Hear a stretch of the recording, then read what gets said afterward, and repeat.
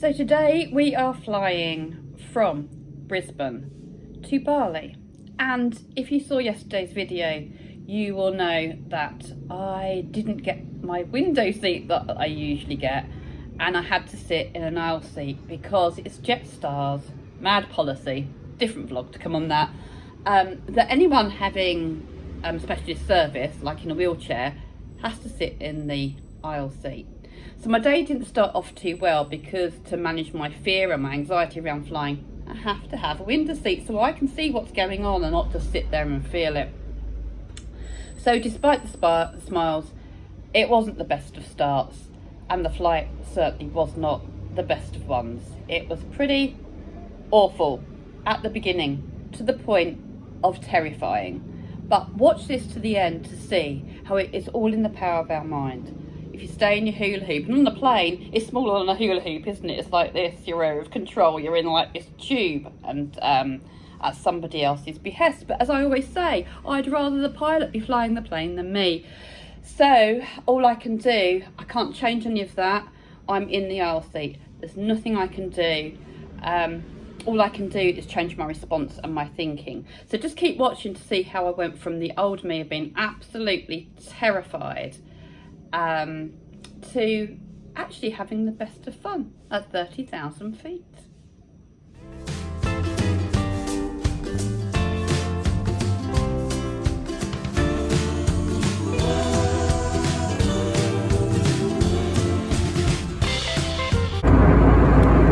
People here have just got out, so I've snuck over. It's a very bumpy flight. I've been fighting off lots of anxiety, lots of panic, wanting to reach for sedation. Not alcohol, don't reach for that at all. So I've been using my anchor point. If you want to know more about anchor points, you can look it up in my book under NLP, Neuro-Linguistical Programming. My anchor point is on my knee from Andy when we used to ride the bike when I was pillion. He'd rub my leg, squeeze my knee and check that I was okay. It really hasn't helped sitting in an aisle seat. I need to be by the window seat. I think Jetstar really needs to change their disability policy because it's not inclusive and it's not helpful, because when my anxiety and stress goes up, my neurological symptoms get far worse. And when we took off, we banked really sharply over Brisbane and we could see all the bridges and the river and the buildings. How could I see? Because the window seat on the other side of the plane is empty, and it would have been incredible filming footage. So if you're flying out of Brisbane, sit on the right side of the plane in F and you'll get a great view as you take off. Yes, I'm vlogging from the toilet. It's the worst flight I've ever been on, turbulence wise. I've been there 2 hours and 3 times the toilet's been locked. Twice the hostesses have had to, oh here we go, put the trolleys back and sit down themselves, so not enjoying this at all.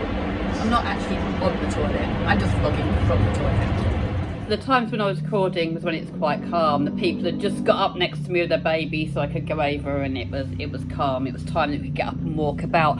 I actually lost count of the number of times that the toilets were closed and the stewards, air stewards, had to strap in because the plane was rocking all over the place and it was really dropping and rocking and rolling, and in my mind it was spinning around, it was tipping, we were going to fall out of the sky, the oxygen masks were going to fall down. What would happen if that happened? And I had to go, stop Karina, if that happens then panic, or don't panic, just try and do what you have to do. Your mind is catastrophizing, it's making the worst case scenario.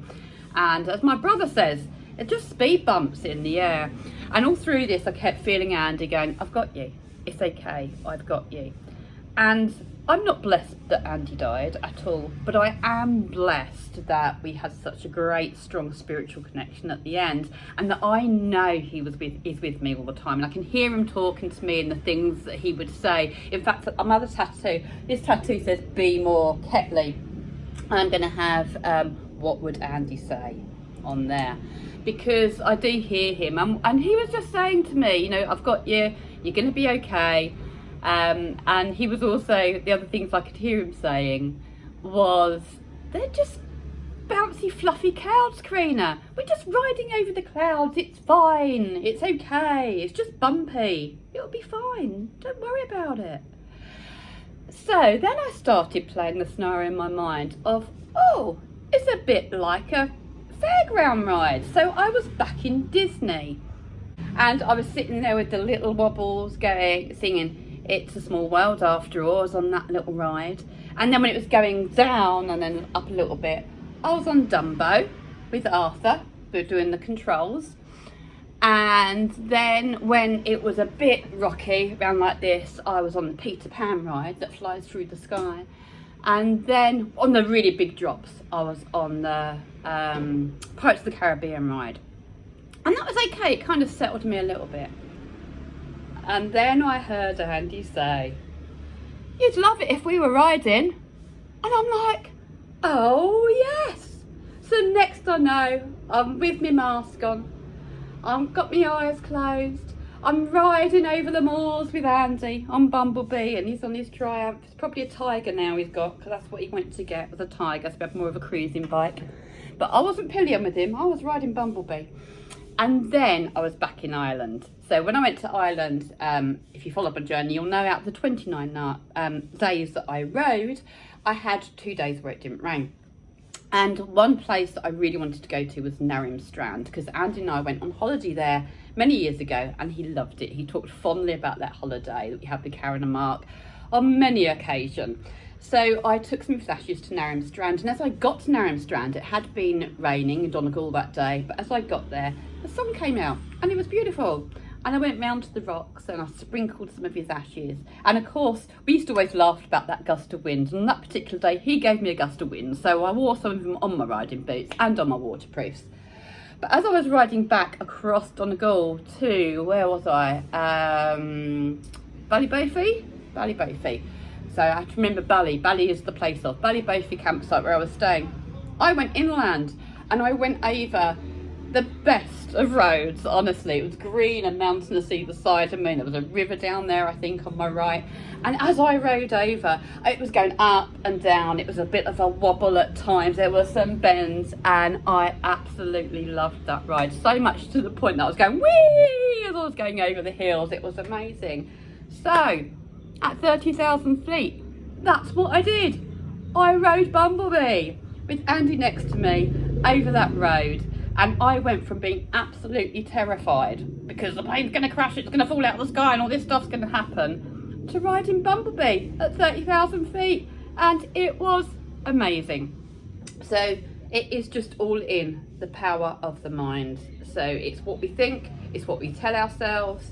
It is okay, I talk a lot about being in the now, not being in the past, not being in the future, but you know, use it, and I talk a lot about mindfulness, but we can use it in ways of visualization.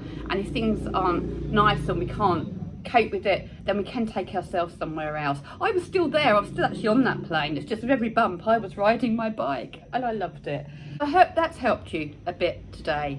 The next vlog is going to be about Bali and our journey from the airport up to Ubud for our first 4 nights.